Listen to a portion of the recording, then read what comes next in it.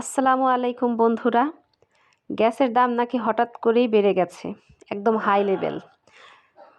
তো আমি সবসময় টেনশনে থাকি এখন যে এই বুঝি গ্যাস শেষ হয়ে গেল।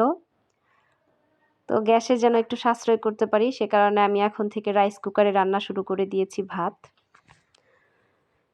কি বলবো এখন যে বাংলাদেশের অবস্থা যা হচ্ছে, কি বলবো, আমাদের সরকার পরিবর্তন করে কি লাভটা হলো? কোনো দিক থেকে কোনো পরিবর্তন হচ্ছে না দেশের, তো সরকার পরিবর্তন করে কি লাভ হলো?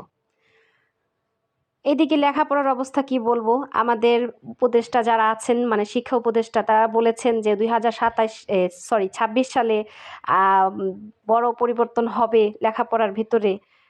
তো এইখানে কোনো পরিবর্তনই আমি দেখতেছি না, সে তো আগের সরকারের নিয়মই সব কিছু চলতেছে।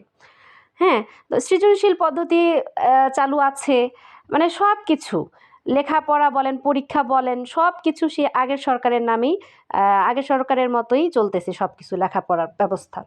শুধু লেখাপড়া না, বাড়তি যে এইগুলো আছে, দিকগুলো আছে, সব দিক থেকেই আহ, দেশ আগের সরকারের নিয়মেই চলতেছে। তাহলে আগের সরকারকে পরিবর্তন করে কি লাভটা হলো? তো কোনো লাভ আছে? যদি দেশকে যদি পরিবর্তন করতে নাই পারলো, তাহলে আগের সরকার পরিবর্তন করলো কেন? দেশ পরিবর্তন করুক, আগের সরকার পরিবর্তন করছে ভালো কথা, তাহলে দেশ পরিবর্তন হোক। এখন দেশের তো কোনো পরিবর্তন হচ্ছে না, দেশ আরো অবনতির দিকে যাচ্ছে। এখন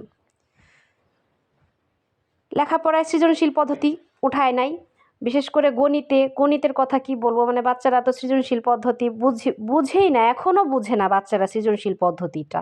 হ্যাঁ, আমরা বড়রা বুঝলে কি হবে, বাচ্চাদের মাথায় তো এটা ঢুকাতে হবে, বাচ্চারা তো বুঝে না।